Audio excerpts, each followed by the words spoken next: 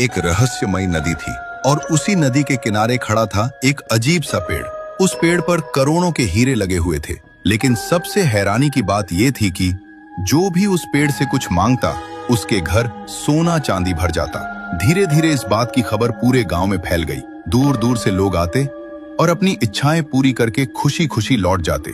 लेकिन उसी नदी से थोड़ी दूर एक छोटी सी झोपड़ी थी जहां रहता था तुंग तुंग। वो गांव की एक तेल फैक्ट्री में काम करता था और बहुत मेहनती इंसान था। एक शाम जब तुंग तुंग काम से घर लौट रहा था, तभी उसे रास्ते में एक अजीब सा सोफा मिला। वो उसे उठाकर अपने घर ले आया।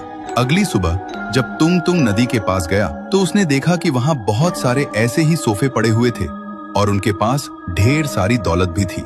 ये देखकर गांव वाले हैरान रह गए, लेकिन लालच में आकर हर कोई एक एक सोफा उठाकर अपने घर ले गया। शाम तक पूरे गांव में वही सोफे फैल चुके थे, लेकिन उस रात कुछ भयानक हुआ। आधी रात को वो सारे सोफे अपने आप हिलने लगे और फिर एक एक करके उन्होंने गांव वालों पर हमला करना शुरू कर दिया। हर घर से चीखें आने लगी। लोग भाग रहे थे, लेकिन सोफे उनका पीछा नहीं छोड़ रहे थे। कुछ ही देर में पूरा गांव खामोश हो गया।